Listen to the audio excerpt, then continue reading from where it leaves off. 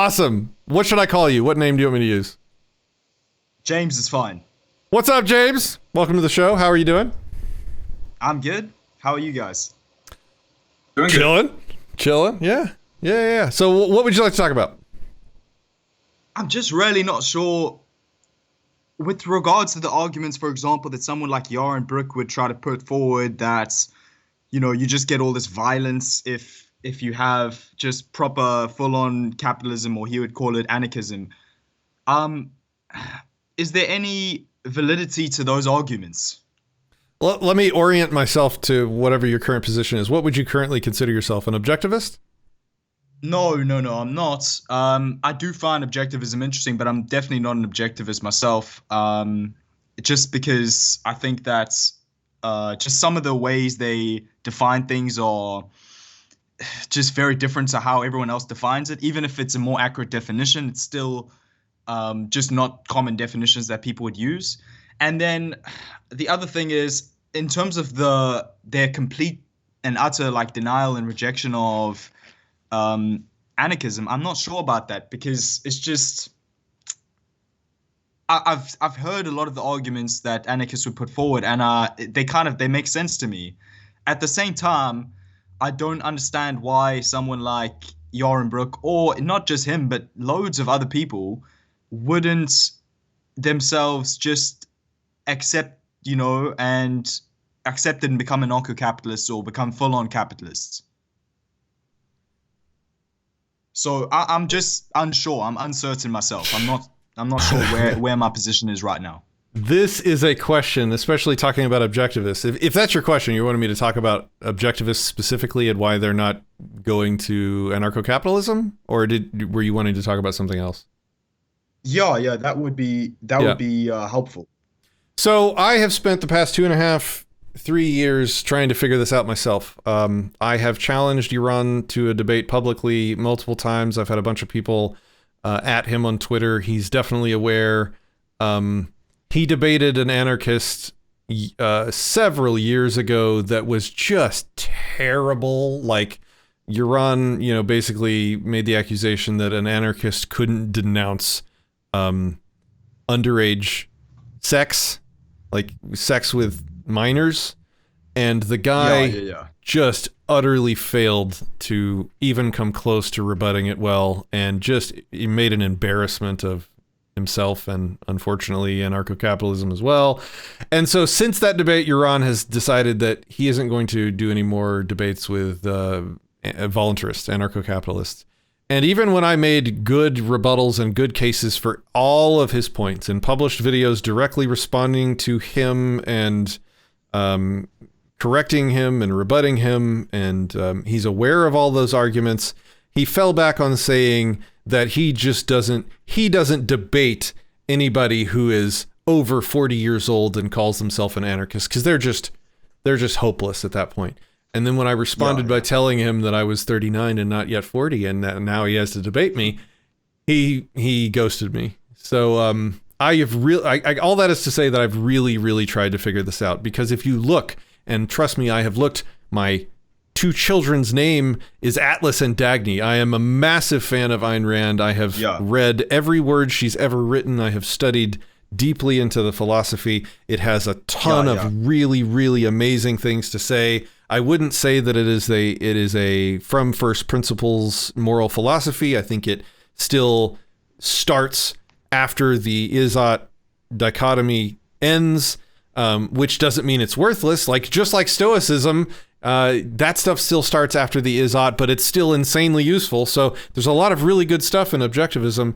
But even Ayn Rand's own, and this is what you were saying, I think, even her own arguments lead to anarcho-capitalism. The natural conclusion of objectivism is anarcho-capitalism. You can't bring back in the state. You can't bring in minarchism without a self-contradiction, which is anathema to objectivism. Like a contradictions do not exist in reality, is what an objectivist would tell you. If you think there's a contradiction, you're wrong about something.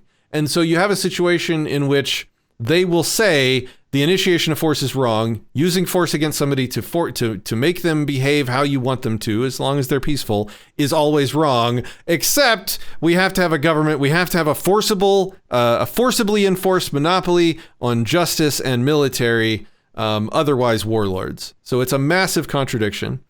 The next thing I would point you to on that is there's a guy named Roy Childs that wrote an article called Objectivism and the State by Roy A.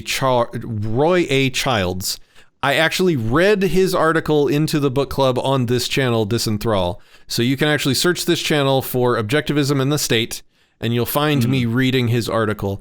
It is it uses Ayn Rand's own language and her own philosophy and her own ways of thinking about things to show her how a miniature state is invalid and is not objectivist. It is, I think, is a masterfully done article. That's why I added it to the book club here. So, Ryan, did you have any thoughts on that? Yeah, I see it right now. So that's good. And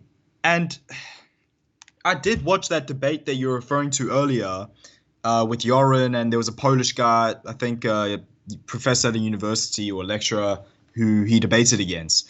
Personally, I think that Polish guy still won the debate, and I think he wasn't that bad. But I know what you mean, that he could have debated someone much better, and there were loads of people, even though that was probably before you challenged him, he could have debated someone like Walter Block, has been around for a very long time, could have debated so many people, but he chose to not do that. So, yeah, I understand what you're saying. At the same time, how do they justify that without the coercion from the state and without, just some coercion in society on purpose, willingly and doing it purposely, without that coercion, that there would somehow be chaos and you would just end up in Somalia or in communism? How do they justify that? So they would say that the only objectivist compatible government is one that never violates rights.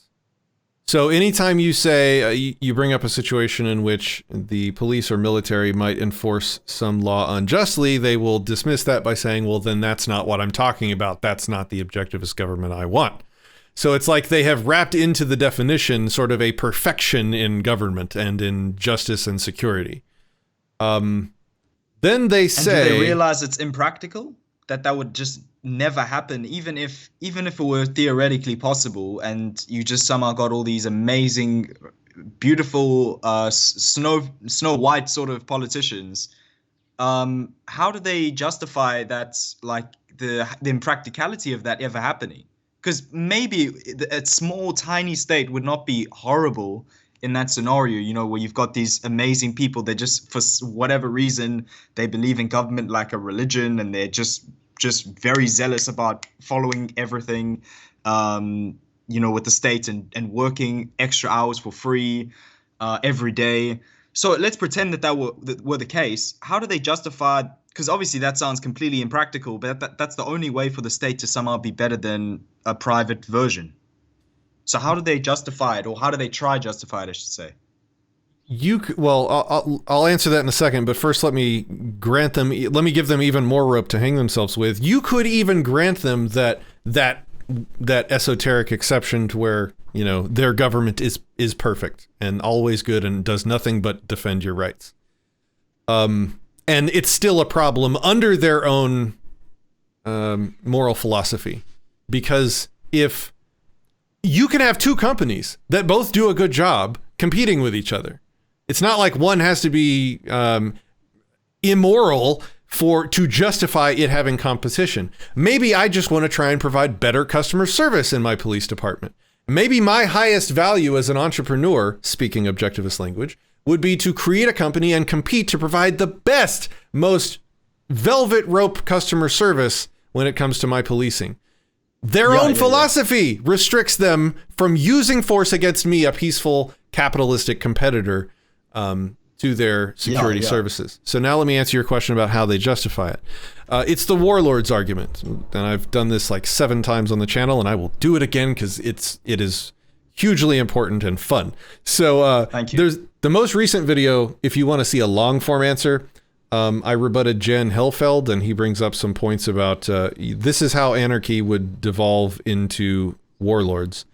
And I really went in depth with that. It's like a 45-minute video focusing on warlords. But and a typical objectivist argument for this is that, like, if you have multiple competing defense or security or justice systems, court systems, then you're going to eventually have a person on one side that gets into a dispute with a person on the other side, and their defense agencies on both sides will not have, for some reason, they will fail to, and it's possible you can imagine a situation in which 2 companies have a dispute with each other but can't agree on a neutral arbiter to solve the problem. So you can imagine, this is plausible. This whole thing is plausible, just very like sort of unlikely to happen. So you'll have 2 dispute companies representing their customers. Let's go farther than that. You have the CEOs of 2 dispute companies that have their own security services, and they have their own police force that are armed, and they have weapons and all this stuff. The CEOs of 2 are the ones that actually get into a dispute. Maybe one CEO's kid raped the other CEO's daughter. And so now you have like an egregious problem, an egregious dispute between these 2 CEOs, and they can't find a way to, hire a neutral third arbiter. Or let's say they do. They hire a neutral third arbiter, and the arbitration rules finds that no rape occurred. And the father of the girl that claims she was raped by the son of the other CEO, he believes his daughter, and he's got an effectively like a personal army, so to speak. And so he's going to reject the ruling of the arbitration, and he's going to attempt to or demand restitution for his daughter by force. And so now you have, so now you have a situation of, a war between armies is their argument. So that is their justification of why you cannot have competing systems of protection, justice, security, or military, because they think or they claim that you need a higher power, a monopolized higher power to resolve the disputes between the agencies. So that would, I hope I did their position justice in that explanation. Yeah. And it could even be something more simple, like it could, obviously that's a scenario, that's definitely a possible scenario, unlikely though, but possible. But it could even be something like they could argue that, I'm assuming that they could argue that they would maybe have a competitive argument between each other, competitive disputes where they want to fight each other just because they're competing over customers or something. And let's say the economy's down, whatever, they want to now fight over customers and see who can take all the customers in the future. And, if you're the last man standing, then all of the clients will then come to you, supposedly, even though you've just violated everyone's rights or a lot of people's rights by destroying this other security company just for competition's sake. But maybe they could argue that for the sake of just economic competition, maybe they would fight each other and you'd end up having only one left. But they would say this is now the warlord and they're controlling everyone, etc. But everyone's got to continue paying their money and continue in a way being under them and living under them and using their services because they're the last people there who are a security company and everyone else is maybe too scared to start their own security company. I suppose that could be another argument for why they would justify it. Yeah, but as I've argued at length, and I'm happy to do again if you have a specific scenario you want me to think on, there's free market answers to all of this. Like there is no conflict in the free market that objectivists haven't already solved. This is just a different set of industries that you can apply their same really good answers to, and they just seem to choose not to. This is like a slippery pearl that has grown around a burr, and you can't crack it. You can't lock him down. You can't make him see the flaw. You can't get to it. They slide past the conflict with this. Yeah. And I've tried. I have really tried, and I would still be happy to debate Youre. I think it would be fantastic. I super respect the man. He thinks he has great thoughts on everything except nuking children in Hiroshima. But yeah. If you have any specific questions or anything like that, I'm happy to talk about it. But you'll have to give me some direction because it's argument. Again, I'll just say I'm not sure. I think I'm more convinced by the anarcho-capitalist arguments for sure. I don't see the other arguments how they would be valid, because the likelihood of this stuff happening seems very slim. And even if it did happen, if everyone really believed in capitalism, they wouldn't just allow their security company to get away with that. And maybe they would come prepared. They would know, hey, there's a slim chance this kind of thing could happen. Let's be prepared just in case one of these security companies tries to take full control. Let's say they were doing very well and suddenly they switch and start acting like they want to kill everyone and control everyone and act like a socialist government. So I'm sure people would be prepared for that in a capitalist world. So I'm definitely more convinced by the anarcho-capitalist arguments. And then with regards to something like Hiroshima, whatever, nuclear bombing or any kind of bombing of a place like that, whether it be atomic, nuclear, whatever, I understand it's wrong to kill innocent people. That's obvious. But for example, let's say there were a death penalty and sometimes a court and juries, etc., could be wrong. Is it wrong to... It's still morally wrong, I suppose, but I'm just trying to... It's difficult. Sometimes maybe a death penalty is what makes the most sense, or imprisoning someone who might be innocent. Maybe that makes the most sense. But obviously, because 99% of the time, or 99.99% of the time, perhaps, you're going to be able to ensure that it's not an innocent person, but that 1 out of 1,000 times, or 1 out of 100 times, or even maybe 5 out of 100 times, or 6 out of 100 times, you'll be wrong, or the jury will be wrong, and then you'll put in prison a person that doesn't deserve to be there for a very long time, maybe their entire life till they die. Or maybe they'll end up even dying. They'll die very early on in prison just because of bad conditions, bad environmental conditions they're living in.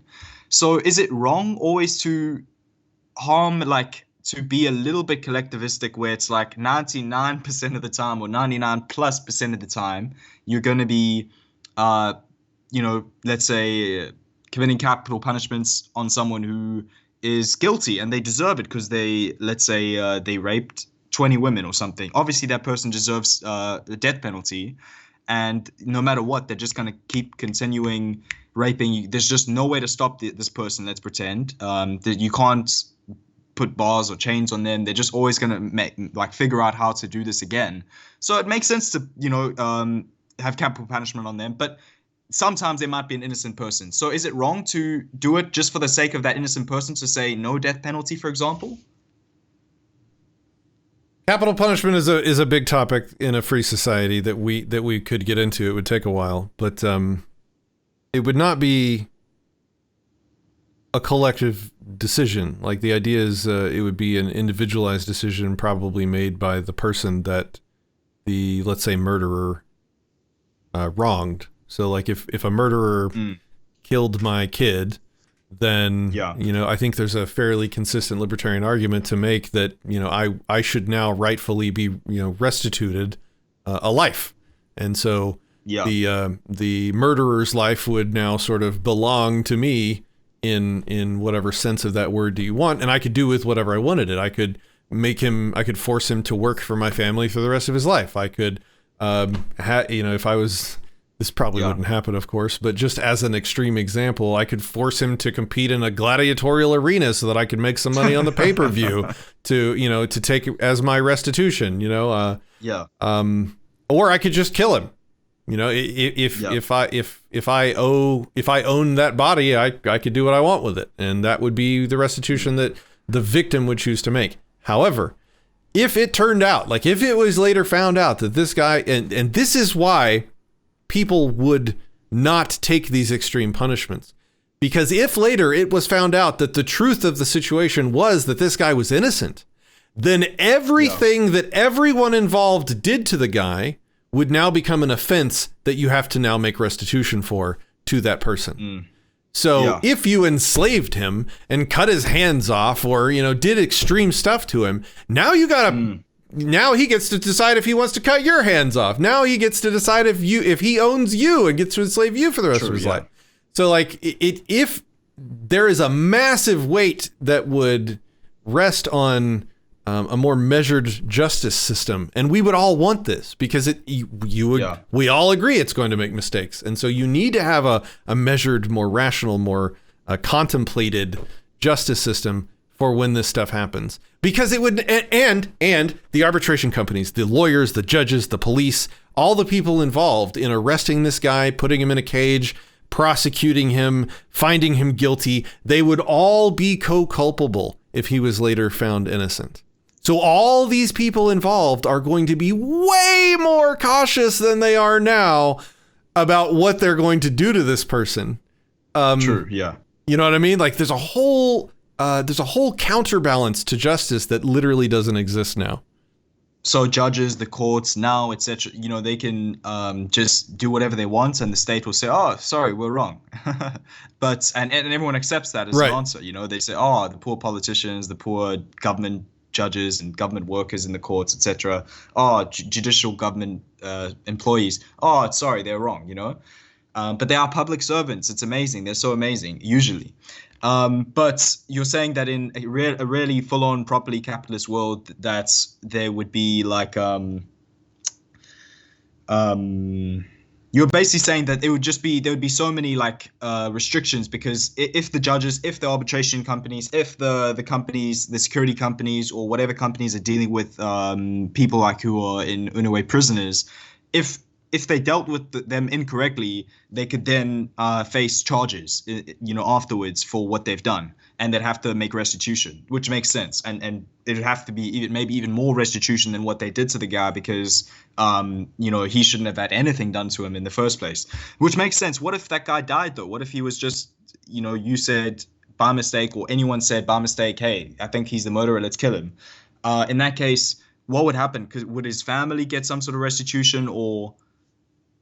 I mean, it would be the same thing in the other direction. You thought he killed your daughter, so you chose to enslave him, and you found out he was innocent. So now you're guilty of enslaving him, and he can enslave you, or something like that. So none of this would happen, because none of these companies in dispute resolution, even the victims wouldn't do this stuff. Because violent justice is always the most expensive, and the free market is uniquely focused on providing the best service for the least cost, and or the most efficient way of doing it. So you unleash the free market to finding solutions for restitution for criminals and criminal acts and damage and stuff like that. I can't even imagine all the ways the market's going to find to handle these in ways that won't come back to be incredibly, violent and destructive and tragic.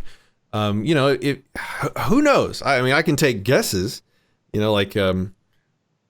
maybe they just, maybe you offer him a choice, like total ostracization, where he better find a plot of land that he can own that has a source of food and water, or he's going to starve to death because he's totally ostracized from anybody's polite society. Because remember, everything's privately owned, so he's not just going to be able to walk around, because no one's going to want an ostracized person on their property. So he's going to have to maybe hop on a raft in the ocean and hope he can figure out a way to survive. Or you offer him that choice: complete, ocean raft ostracization, or you voluntarily agree to go to this institution of rehabilitation that actually has a capitalistic profit motive to figure out how to rehabilitate murderers, rather than the prison system that we have now. And maybe they have found a way to pay for their institution through the labor of the guy. Maybe he gets a job. They train him with some skills where he earns money and becomes profitable, and pays for his own sort of rehabilitation. I don't know. There's a million ideas, and just like back when people are ending slavery, we will have no idea what will pick the cotton after we end slavery. because the free market is, who would have guessed that we would invent these massive metal machines that run on, oil, which is decomposed dinosaur bones, you could never predict that. Yeah, true. Okay, so in the case of something like Hiroshima, why is it wrong to bomb them when they may, or just maybe another example, because I'm not extremely familiar with what was going on in the Second World War with the Japanese versus the Americans. But if you're fighting, for example, certain people and they have a religion where they just want to kill all of you, and there's just they just want to commit complete mayhem in your land and to all of your people, and you start acting very nice and friendly and saying we're only going to attack those people, specific people who are attacking us, I think it's possible that they'll win the war against you, against all of your people in a way. And I know I'm being very collectivistic when I'm speaking right now, but I'm trying to be practical. So like if Americans try to be very nice and your military forces try to be very nice to a group overseas, and their religious belief is just, let's wipe all of you people out. You're all the same. It doesn't matter. They're extremely collectivistic, and they have like a supremacist belief that they just want to take all of you guys down and be on top of you, etc. And put on their totalitarianism above you, and it's, enslave you guys.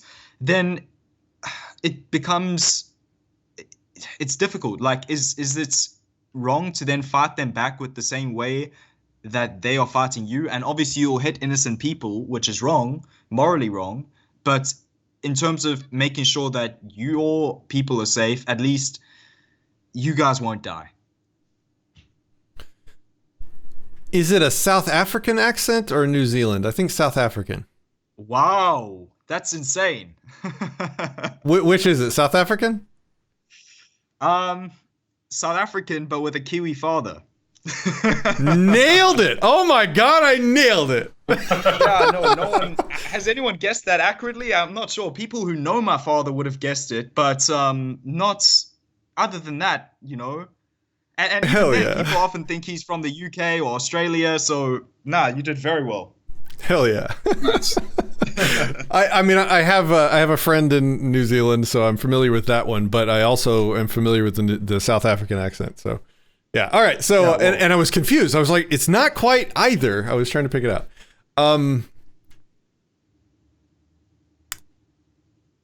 So there is never an exception to the morality just because you've chosen to collectivize people. That is my position that I'm happy to defend. Ethics only function at the individual level, but I don't think you're arguing that. I think you said it would obviously be morally wrong to blow up innocent people while attacking a villain. But like if I am running a convenience store and I'm behind the cash register, and I have a line of customers, and a guy comes in with a gun to rob me, would I be morally justified in throwing a grenade that will kill the bad guy and also all the innocent people around him? Would that ever be justified? Would that ever be a right thing to do? In that example, no, but it might be it's just no, because you're going to take out all the innocent people just for the sake of protecting your shop. I don't it's see a difficult situation. So the next question is there a disanalogy between that and war? I don't see a difference. The actions of one person does not allow you to harm an innocent third person. And what that means is that sometimes you're going to be at a disadvantage in life. That is like that is moral philosophy. Like, you are restricting your activities for the purposes of a moral principle. That is what morality is. Like, otherwise, if we're ignoring morality, then I can rob people and do whatever I want because it's what, works out best for me. But necessarily by choosing to be a moral person and follow a moral principle, you are choosing to disadvantage yourself in certain situations. That's the same thing as the gas station example and war. You are choosing to be moral by not murdering innocent people, even though, the bad guys might get an advantage over you because of it. Like, that is what it is to be a moral person, is to choose that as preferable to, not caring who you hurt to get what you want. Did that answer your question? If not, tell me. No, you're all right. Yeah.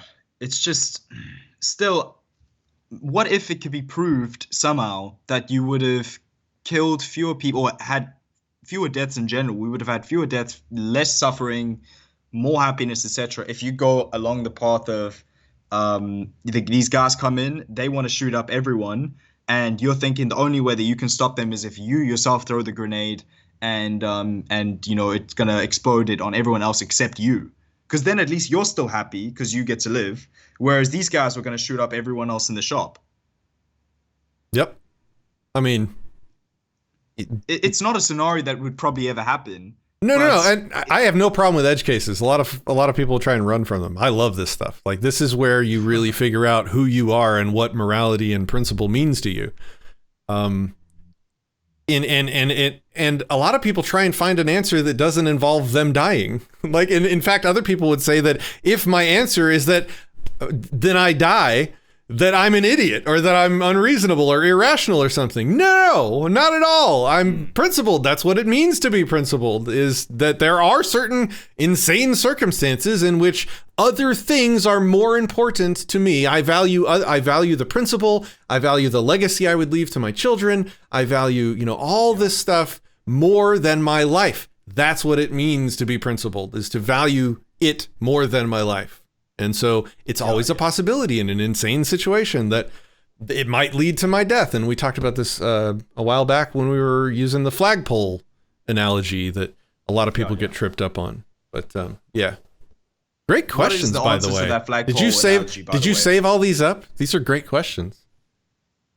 No. I'm just thinking about them right now. But, Ryan hasn't done any talking. So if you have anything to say, just please go ahead. I would say sometimes you gotta take the L.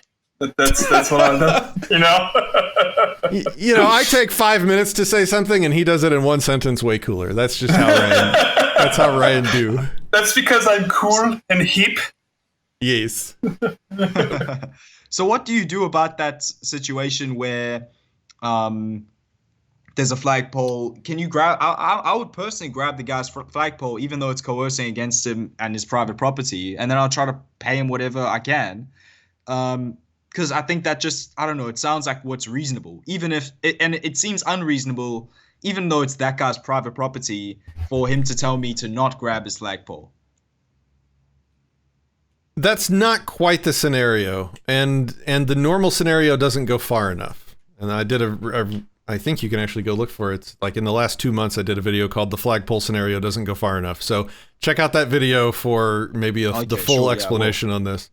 But the short answer, the short version of it, is that a more clear example of the ethics of the situation would be you fall from your balcony, and on the way down, you grab my flagpole, and I'm standing there on the balcony. And I say, you are trespassing. I do not consent to you being on my property. Get off my property right now. Let go. And you have a choice now. This is the choice moment. And it's not a choice between, hey, just continue holding on. It's a choice because that's not really a long-term solution, right? How long are you going to hang there? Eventually you're going to get tired and fall anyway. So that's kind of a non-answer to the question. And that's what a lot of people do. The real question is, do you let go and die principled, or do you aggress further? Do you climb up the flagpole, climb onto his balcony? Do you punch him or point a gun at him to force him to let you walk through his house to get out? What if he resists? What if he points a gun back at you? What if the only way you can get through his house is to shoot through him and his wife and kids? How much aggression are you going to use because you think it's justified because your own life is at stake? That's what you should really be comparing. That's the real question, is like, is it principles or your life? That's the whole point. Are you going to be principled or are you going and die? Are you going to die with your principles, or are you going to live as a bad guy, I guess is the way of putting it, right? A fraud. So initially just grabbing onto the flagpole for a short time, that's fine. because it's like, hey, just grabbing on, very short, very brief. But holding on after the guy has already told you, okay, let go, that would be wrong. It would be morally wrong to do. But I understand, yeah. Once you start talking about pointing a gun at him, hey, it's on his private property. He hasn't done anything to you. You shouldn't even be there. So it does make sense that he should be allowed to push you off, or that you shouldn't even be allowed to continue being on his private property. But it's just like, you would say that even for just a small amount of aggression against them, like let's say you just leave your wallet there or something without, you take out your cards and the important things, and you just leave all the cash in your wallet, or if you have some gold coins or something, you leave them there on his property, and then walk out of his property. Would even doing that small amount be bad? Because obviously you're aggressing against him, and that in a way is a form of coercion, but it's not the same as what the government does to us on a daily basis, every minute. You are strategic, and I'm not accusing you personally of this, because a lot of people do what you just did. You are strategically softening the edge case scenario to make it seem more, extra reasonable for you to save your life. But the whole point of the scenario is to present you with a dichotomy in which you die with your principles or live without them. So anything you do to soften the scenario kind of makes talking about the flagpole scenario pointless. So that's why I say it doesn't go far enough, because most people would say, yeah, I'd hang on, and then they don't even think about what happens next. Well, no, what happens next is not only do you hang on, but you have to climb up, and then you have to shoot through the guy and his family and his kids to get out, because he's not going to let you out. He's like, get off my property, go out the way you came. And also the same people that would, save their life in this way would also tell you that the guy has the right to defend himself from you. Very few people I've talked to would deny that. Because they all are, good property rights respecting people. Of course he has the right to defend against you. So you can't be rational and both hold that you have the right to attack the guy and the guy has the right to attack you. That is mutually exclusive, right? You definitely don't have the right to attack him. And I suppose you are aggressing against him. So it's just down with your principles. If that's true. I will just say that would be difficult to do. It might be impossible, it's actually. Not what I would do, but yeah, it might be impossible, because like your lizard brain might take over, your monkey brain might take over. You're hanging and somebody tells you to let go and die. You might not have your rational frontal cortex even turned on in that moment. But so we're having sort of a platonic principle discussion, maybe not what would actually happen, what you would actually do in real life. Who the hell knows what we would do in real life? This is such an insane situation. Right. Yeah, I understand what you're saying. And in terms of that, you're right. There's in terms of what's principled, it's principled to not aggress against the guy by, staying on his property for longer than, after he's already told you to get off. So yeah, that makes perfect sense. Kelby says, damn, I'd be like, come on, bro, save your boy. What's up, Kelby? Good to see you. Yep. All right. So go ahead. In terms of the situation of a war, or even if it's just in your shop, again, you're saying essentially that you have to follow your principles. You can't ever just take people out, because it's going to help at least you and maybe your family, or you and a couple of other people who might just be shoppers in your shop to survive, but you'll kill some innocent lives in the process of doing that. I'm saying that that's what I would do, because that is how much I value being principled. I would never I would like, and I did a rebuttal. I keep telling you to look up other videos, but you're somehow magically just asking questions immediately directly what I've just made videos on. You know what though? You don't have to answer them all, or if you want, you could give a very short answer, because I have taken those videos down, so I'm gonna watch them. They're all already open. There's a video.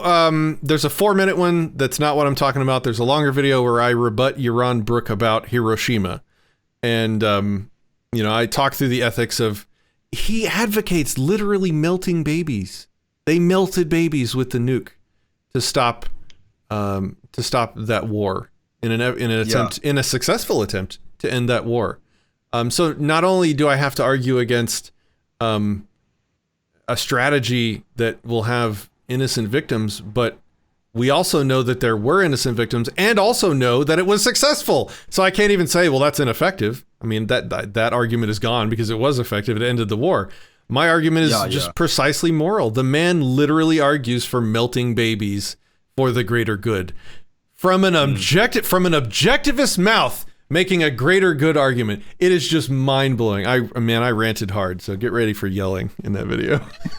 Yeah, there's definitely some time that everyone, I don't think it's only Yarnbrook, I think it's everybody, ends up failing to be a proper individualist, and they start turning into a collectivist temporarily. I think I haven't noticed like a single person where I could say, obviously I haven't watched enough of everyone to know, but in general, it just seems like everyone at certain times is going to be a little bit of a collectivist. Just you're going to have that feeling at least. Yep. I think it's almost, I don't know why, but it might even be just, it's just the world we live in, the society we live in. It's just naturally, there's so much collectivism going on that sometimes it just influences you with the people that you work with, etc., you know? Just an anarchist pointed out, I think he's right. I think I misstated it, that the nuking wasn't even successful because they had already agreed to the demands before the nuking. So I think I actually just misstated that. So I think true. And the other thing I'd say as well is that, in my opinion, they could have bombed many other places. If why did they choose Hiroshima and Nagasaki? Why not choose certain other places where fewer people would have died? Why choose those cities where obviously a lot of people are going to die? And they chose them specifically for that reason. No, that was their stated goal. They wanted to bomb something that would just shock them to their core. By melting babies. Like, all you got to do is look at the pictures of the naked children that have had their clothes melted off their bodies, crying, walking up the street after the nuke. It is just unconscionable to me that you can justify that with anything. Like there's nothing that can justify that. Nothing. Yeah, I reckon if you're going to do it, if they were going to choose to do that, which they chose to do, they should have chosen somewhere else to do it. They should have chosen a place where it made more sense. Preferably where you're not going to hit anyone, but even if you do hit people, they shouldn't have chosen the cities they chose. It's just difficult. How about this? It's an immigration question, but it's a little bit related. Saracens, or what they call Muslims, they basically want to kill everyone else. And it's not what they actually believe, but in terms of what their religion teaches, it's what it teaches, you know? So should we allow them into our countries or into places nearby where we live, considering they might start believing in this stuff, and anyone might start, but once they're in our countries, they want to kill us. But when they're over in Afghanistan, they can't really kill anyone there because they're all of the same group anyway. You only have the right to control property you own. True. And, unfortunately, there's no lever that you can pull at any border that will only let the peaceful people in and keep the murderers out. There is no way that you can design a border that will not aggress against innocent people that aren't hurting anybody, that will also stop the bad people that might hurt somebody. So there's multiple sort of layers of moral problems with that. Like, to have a border, you need to first own the property to have rightful control over who can cross it. And then once you own the property, you then have to, well, if you own the property, it doesn't matter. You can tell even the good, peaceful people to not go on it. But because we're talking about government borders, you don't have ownership of the property. So you have no right to delay or stop or hinder anyone, like especially the peaceful people. Like, you just don't have that right to control peaceful people crossing property that you don't own. That's the moral principle at play. True, but by them simply saying that they have a certain belief system, they're saying they believe in this thing, even though they technically probably don't understand it, don't believe in it, they don't understand the languages it's written in, all the rest, you know? But they're saying they have this belief, and that belief is saying that, hey, you have to go and kill all the people who have a different belief. So can't we stop them in that case from coming anywhere near us? Because it's like they're already threatening all of us. It's not just that they're threatening one set of people or something, or this specific individual or this organization. They're threatening all of us just by saying that they have a certain belief system, even though they don't actually believe in those things. So I don't know. It's confusing to me. Well, I'll talk on both sides to provide a more clarity on where the line is. The first side that I'll talk on is that the theys you're using are very big and very collective, and there are definitely individuals within those theys that do not agree with the aggression that you're talking about. Like these are people that would not do that. I mean I don't think that's. I mean, do you disagree? I don't think that's real. No, I agree. We can certainly come up with I exceptions. 99.99999% of them don't believe in it, but right. the fact that they you have to deal in individuals that teaches that though. I mean, I can believe in. It depends on what you do and what you actually do, not what you think about or believe in. Like, I could believe that murder is okay, but you don't have the right to do anything to me until I actually murder.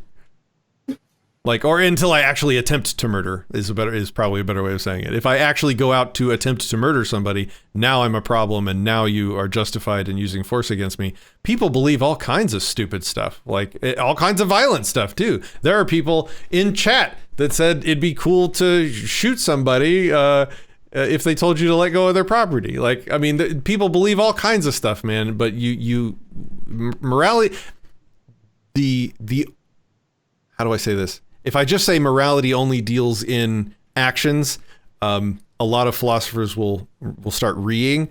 But I will say you can't have a non-subjective moral philosophy that deals in anything but actual physical actions, because everything else is subjective and just things that are in people's minds that are, hopelessly mushy and malleable and non-objective. So if we're trying to have were you about to say something?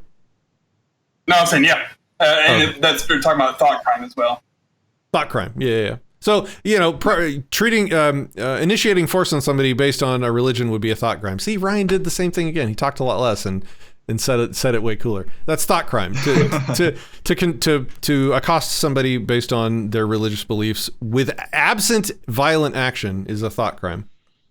Okay, so only if they were actually thinking about, planning it, not thinking about it, planning it. If there was a specific plan that they had to, let's take down all these Americans or something, then we can say, hey, you're not allowed to do that. You can't stop that. And then we can imprison them, etc., stop them from doing it.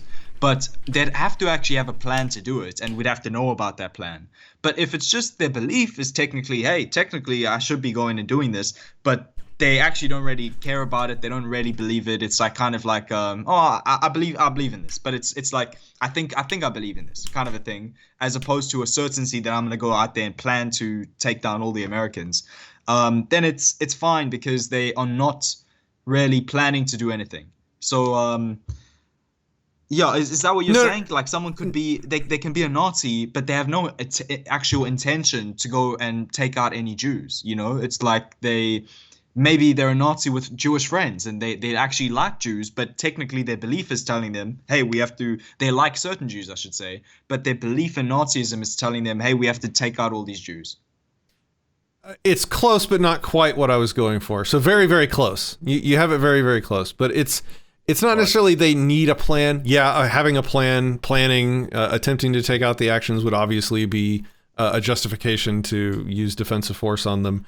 If they've had a history of, murdering things or carrying out terroristic acts, then, you have no. So this goes back to my conception of rights. And this comes up every show because it's at the root of literally everything we talk about.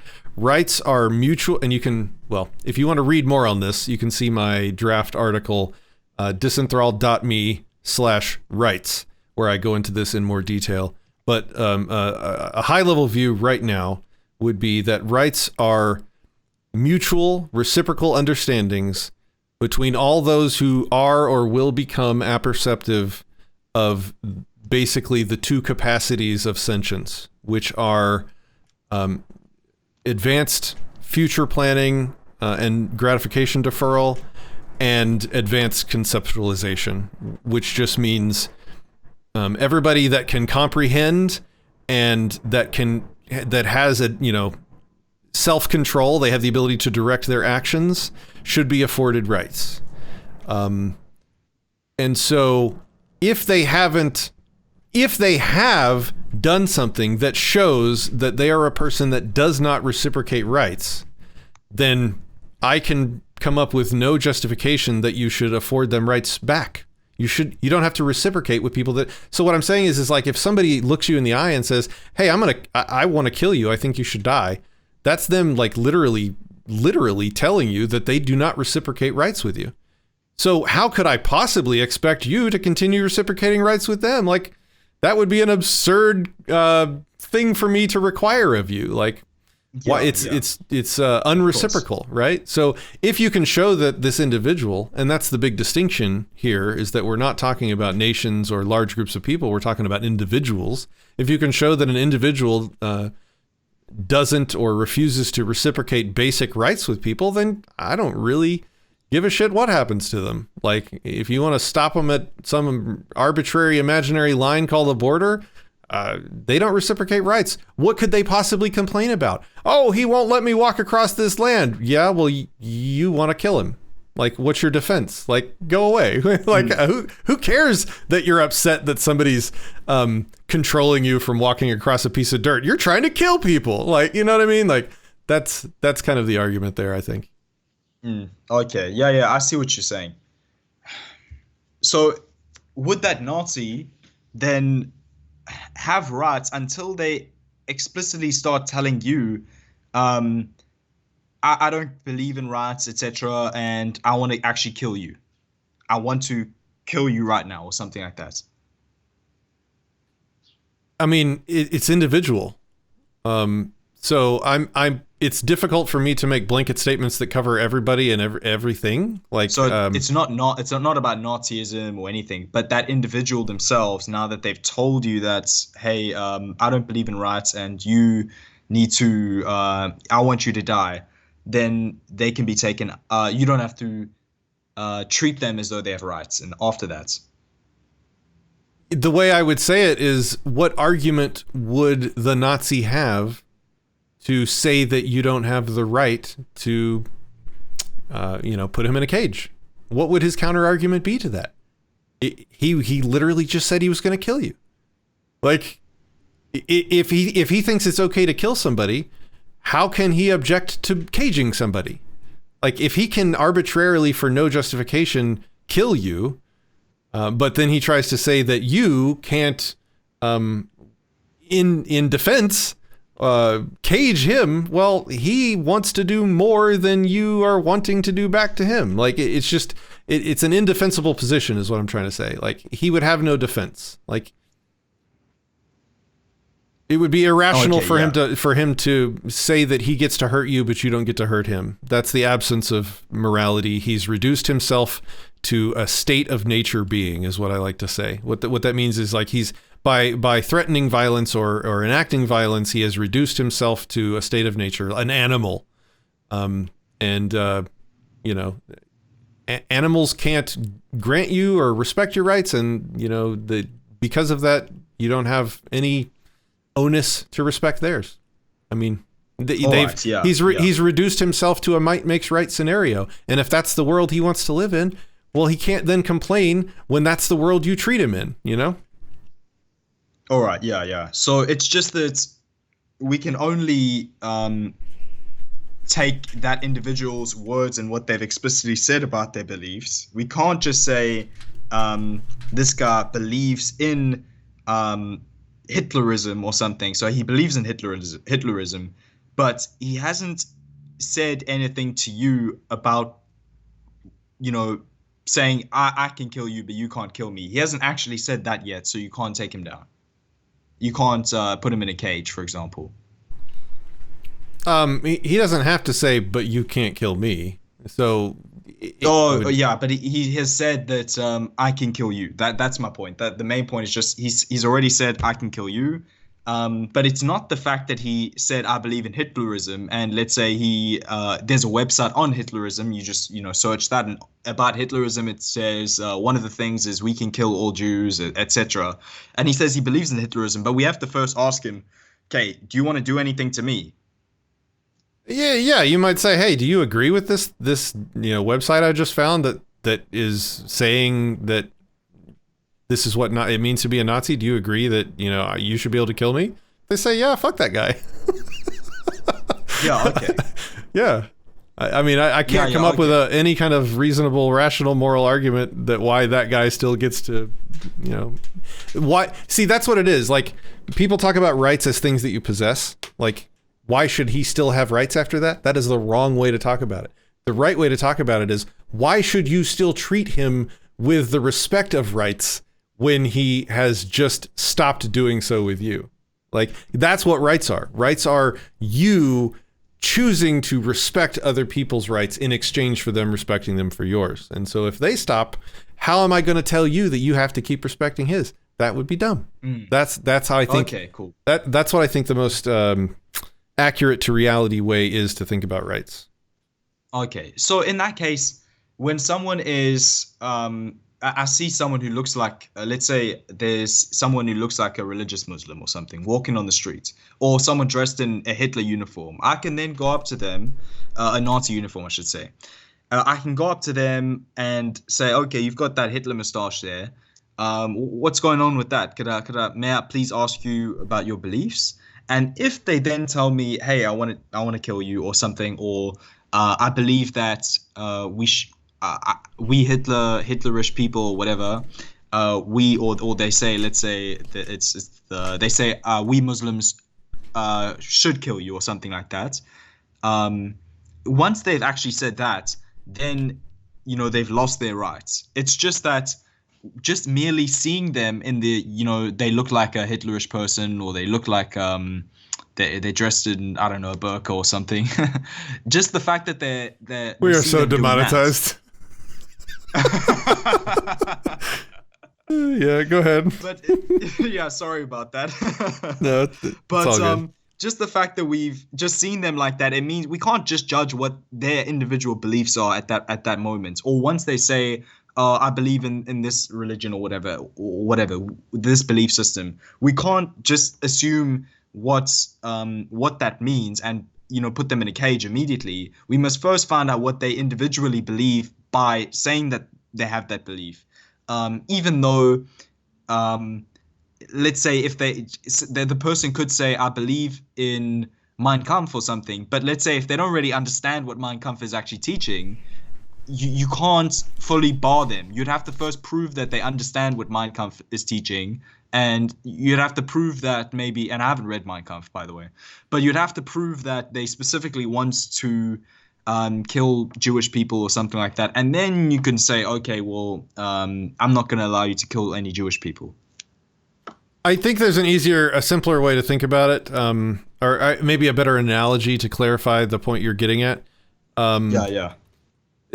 The example would be police, maybe. So police wear police uniforms with police badges, and they identify themselves as police. So, generally speaking, basically all cops, they accept they accept extorted resources as for a paycheck, which makes them a criminal. And then most, especially like traffic cops, their day job is just repeatedly threatening and assaulting people and extorting them for victimless non-crimes. Yeah. So in usually polite ways. may I have your ID, sir? Stuff like that. There's a video on this channel called it's something like the most polite death threat I've ever received. It's like a minute and a half long, and it is hilarious. It's a recording of a cop calling me and telling me that I have a warrant for my arrest. It's hilarious. You should check it out. Okay, yeah, I'll check it out. So if you see a cop walking up the street, but what I mean is, if you see a human walking up the street with a police uniform on, a reasonable assumption would be that he's one of the people that extort peaceful people, which makes him a bad guy, which means that you probably shouldn't, be too worried about reciprocating rights with the guy. Would it be a good idea to go up and, assault the guy or actually hurt the guy or something like that? No, because just because he's wearing the insignia or the uniform of somebody that does bad things doesn't mean that individual does bad things. Maybe he's an anarcho-capitalist that is trying to infiltrate the police to change hearts and minds from the inside, and he's never actually written a ticket or pulled anybody over. Like, you have no idea. Maybe the guy in the Nazi uniform is an infiltrator or a spy or something. You have no idea. And this stuff works at the individual level. So that's why you have to be careful. That's why violence is bad. You know better. Go ahead. It makes you know better than Hitler or any other people, because you've made the same error. You've collectivized these people, and just based off an appearance, you decided to do something terrible to them. Yeah. So in that case, if we did know it was like this police officer saying that he wants to put you in a cage, and personally, I don't want to do anything against anybody. I dislike the thought of going and doing anything violent, even though I know morally, hey, these people deserve it. They've stolen from people, they've killed people, etc. But in that case, is it morally right to say, hey, you're the same guy who tried to put people in cages? Can we do anything? Can I do anything against them? Not that can I, but is it morally right to do anything against them? It's somebody that puts people in cages? Well, they are let's say working for the government as a police officer or something like that, and it's their job to put people in cages or to steal their money. What would be their objection? What would be their rational objection? You can't put me in a cage, but I get to put you in a cage? Sorry, you don't get that defense. That's irrational. That's self-contradictory. Is that a good strategy? Is that a good tactics? Hell no. If you not for self-preservation. Ryan, did you get the message on the phone this morning about the Texas pig that somewhere got shot? No. Oh, no. They have the automated alerts on phones, right? That does the annoying alert sound. Yeah. Well, the government uses that every time a cop gets killed to tell everybody, there's this guy out there that killed a cop. But what happens when somebody does that is that the entire society hates that person, and they dig into that person's entire background, entire life, and find everything that he ever was or was associated with, and all of the groups and adjectives and labels that he's ever used for himself get drugged through the media and through everybody's minds as being part of the problem. So anybody that actually took those actions would probably be setting back freedom and liberty rather than promoting it. Justin Anarchist says a cop wouldn't be a cop for a month if they didn't write tickets. I can give you a direct example of a situation in which that's not true. In Texas, there's a thing called a voluntary police officer. You go through the entire training of the TCLOS certification process. You get the full powers and license of a police officer. You get the uniform. You get the squad car, and you patrol. You're a reserve officer effectively, and they only ever call you up to work if there's like a catastrophe or an emergency, or if you want to go work security at events. You never patrol, like you never have to write tickets. There's no requirements of anything like that. So all right. aside from the welfare check that you get as your paycheck, you could You're not stealing people's money. You're not aggressing against people. So I mean, it's possible in some ways to be a cop that wouldn't do that. I'm not saying that's a lot of them, but there's certainly some that are like that, right? Yeah. So it's morally justified to stop these guys from aggressing against people. At the same time, it's just a stupid thing to do because, of course, everyone's going to just be against you, and they're not going to think that, and your cause, and they're not going to think that you were the moral person in that situation. And then now you're behind bars, you cannot speak. People, they might stop you from speaking. They might stop Locke and Rose from speaking. They might stop all sorts of people from speaking just because, hey, these people are a dangerous group or something, and we should all be against them, and they're trying to take us down, Yeah, Fallstar in the comments trying to get himself on watch lists in New Zealand, so be careful, Fallstar. Jesus. I don't know. What did that guy say? I'm not going to say it. Oh, yeah. No, let's not read that out. That's a stupid thing to say.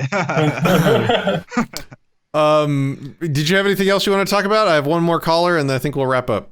Nah, that's fine. Just so I understand completely, it's just that we need to first find out what these people really believe, and if they understand what what they're saying. So not just the guy says, "Oh, I like the website Hitlerism, and I agree with the website Hitlerism." You should go onto their website that says Hitlerism, hitlerism.com or something, and or .org maybe, and go onto it and see. Hey, do you believe this part here where it says I must kill Jewish people? Do you believe that part there? And if then they say yes and they understand exactly what they're saying and it's obvious that they understand, then you say, hey, you just said you agree with killing all Jewish people. I'm going to take you down and put you in a cage.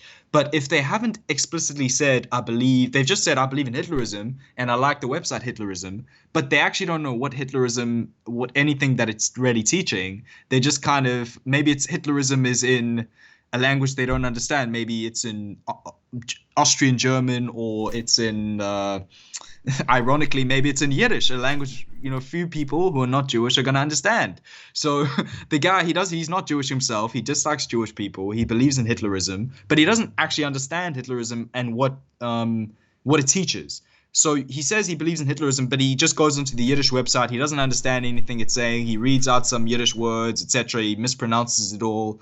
And he says, I believe in that, but he doesn't actually understand it. So once you have to first prove that he understands what that website is teaching and that he agrees with what that website is teaching. Not simply that he is saying he agrees with that website and what it teaches, or he likes the idea of Hitlerism or something. Not just the name, not just the website name.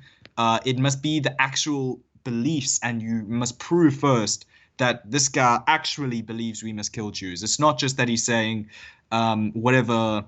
He's not just saying just the belief that, Jews are bad, and he kind of understands it a little bit. He must properly understand what Hitlerism is teaching before you say, hey, you actually just said you want to kill all Jews or something like that. We need to take you down. And the other thing is the conception of rights that I'm talking about is very raw.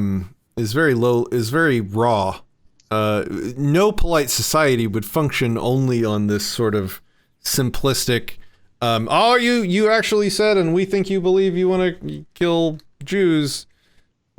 Hello, YouTube. Oh man, yeah, I hate how they're gonna probably think that you are like an anti-Semitic. It's like we're saying the complete opposite, let me finish. But the stupid algorithms.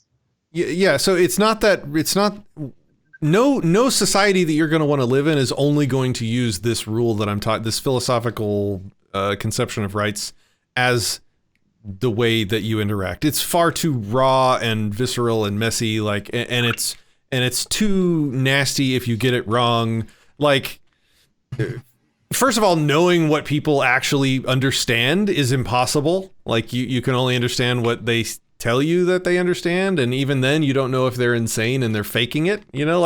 Who knows, man? Any actual society is probably going to function. They're going to watch what you actually do. Like, if you're actually preparing, and you can see evidence that they're about to go hurt some people, then that's when you take action. You don't try and it's about what they're willing to do.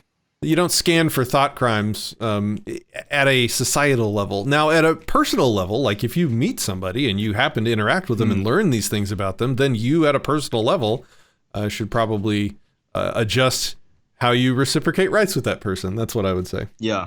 I understand what you're saying. Yes. So on a personal level, hey, this guy, he has explicitly stated he believes in this Hitlerism stuff. He's explicitly stated he understands. We can obviously tell he understands what Hitlerism means, and he believes in it. He wants to take out Jewish people, unfortunately, and we're going to have to stop him from doing that. But that's at a societal level that you do that, because on that's on individual level once the guy's spoken to you. But you can't, as a society, be scanning every person, asking them these questions, because they don't have to answer if they don't want to.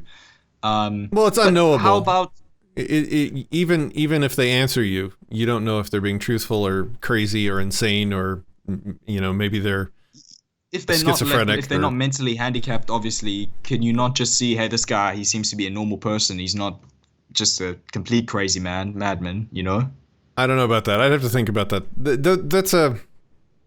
That's not the level I'm trying to function at when I'm talking about ethics, sure. So please continue.